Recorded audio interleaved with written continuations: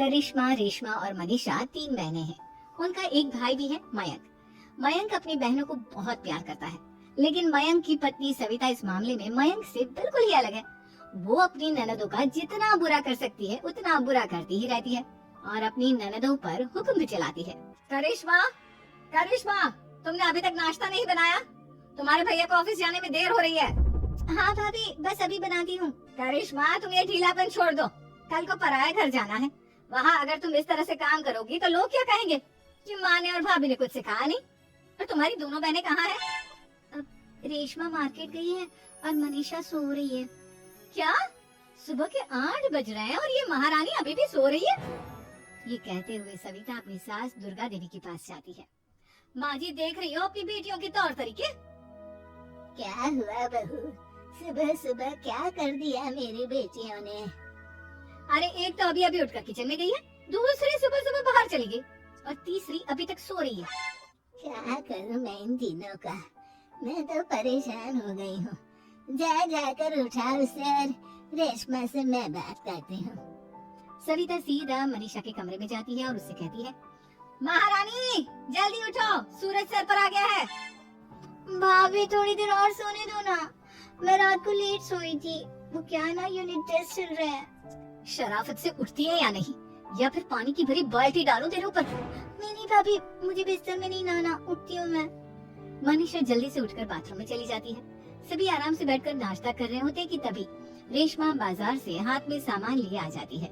रेशमा को देखते ही सविता उस पर बरस पड़ती है। लो, आ गई महारानी।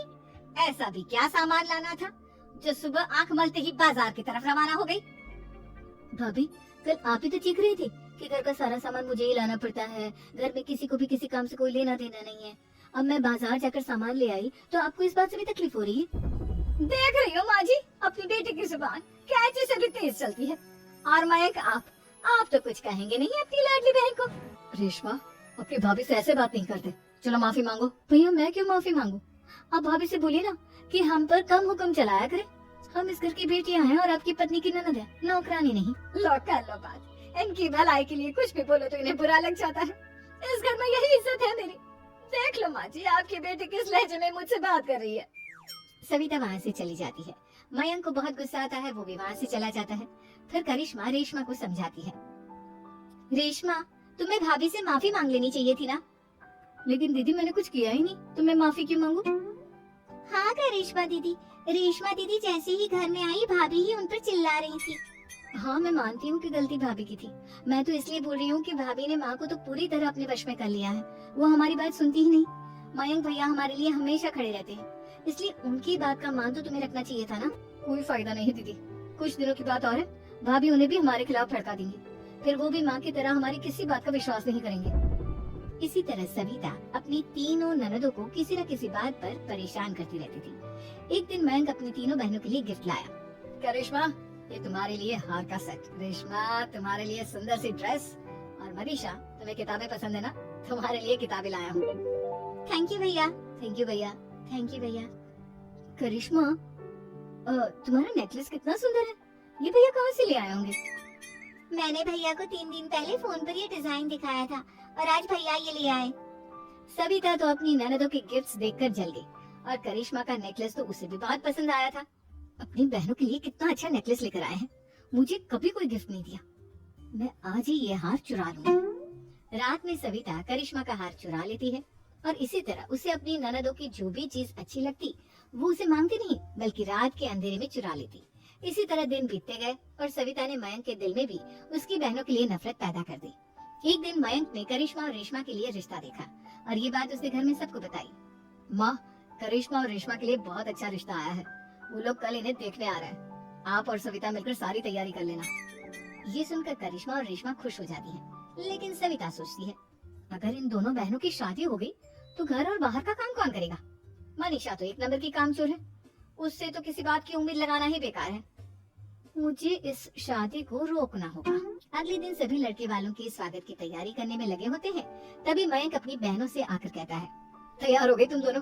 देखो, दोनों लड़के बहुत अच्छे हैं, मैं कोई कसर नहीं छोड़ना चाहता, इसलिए तुम उनके सामने अच्छे से बिहेव करना और अपनी भाभी से लड़ने मत लग जाना। करिश्मा, तुम वो नेकलेस पहन लो ना जो मैं तुम्हारे लिए लाया था। भैया मैं बहुत देर से वो नेकलेस ढूंढ रही हूँ लेकिन मुझे मिल ही नहीं रहा।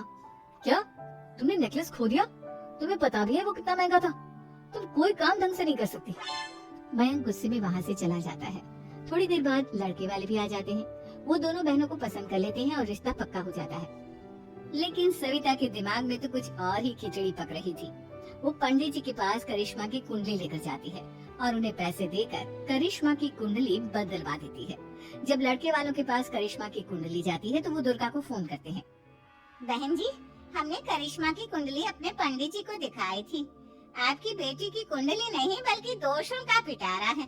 देखिए, मैं और मेरे पति इन सब बातों में बहुत विश्वास करते हैं, इसलिए हम आपकी बेटी से अपने बेटे की शादी नहीं करा सकते। इस तरह करिश्मा का रिश्ता टूट जाता है और सभी घर वालों को बहुत दुख होता है। अब कविता सोचती है, चलो करिश्मा का तो रिश्ता टूट गया, अब रेशमा का भी रिश्ता तोड़ना है। क्या करूं?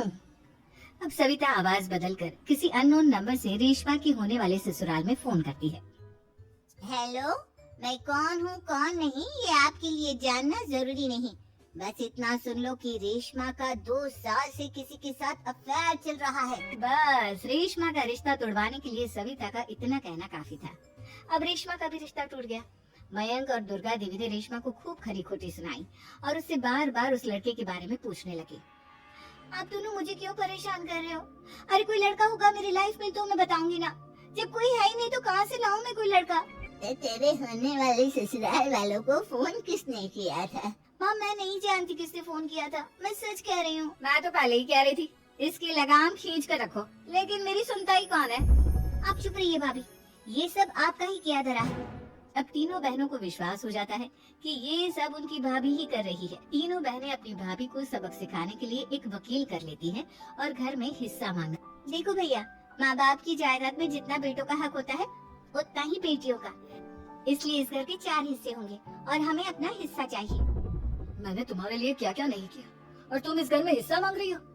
भैया, आप और माँ हम बहनों की कोई बात नहीं सुनते हो और भाभी हमारी शादी नहीं होने देगी क्योंकि उन्हें लगता है कि आप हमारी शादी में ज्यादा पैसा लगाओगे और उन्हें हम जैसी फ्री की नौकरानी कहाँ मिलेगी। तो हम भाभी के साथ तो रह नहीं सकते, हम बहनों को अपना हिस्सा चाहिए। अरे तुम्हें शर्म आनी चाहिए अपनी भाभी पर ऐसा इल्जाम लगाते हुए। वो तुम्हारे बारे में कितना सोचती है। हाँ माँ, भाभी हमारे बारे में बहुत सोचती है। दिन रात बस यही सोचती रहती है कि किस तरह से अपनी तीनों ननदों को परेशान करूं और कभी मुझे पढ़ने भी नहीं देती। दोनों बहनों का रिश्ता भी तो इन्होंने ही तोड़वाया है और रात में हमारे कमरे में आकर हमारी चीजें भी चुराती हैं। इसी तरह सविता की तीनों ननदें अपनी बात पर अड़ी रही। अब कोर्ट में तारीख भी शुरू हो गई। जब सविता को लगा कि उसकी तीनों ननद इतनी आसानी से नहीं मानने वाली, तो उसने अपने पति और सास को सारी सच्चाई बता दी और अपनी तीनों ननद से माफी मांगी। मयंक और दुर्गा को भी अपनी गलती का एहसास हो गया। अब सविता खुद करिश्मा और रेशमा के लिए अच्छा रिश्ता ढूंढती है और उनकी शादी करवाती है।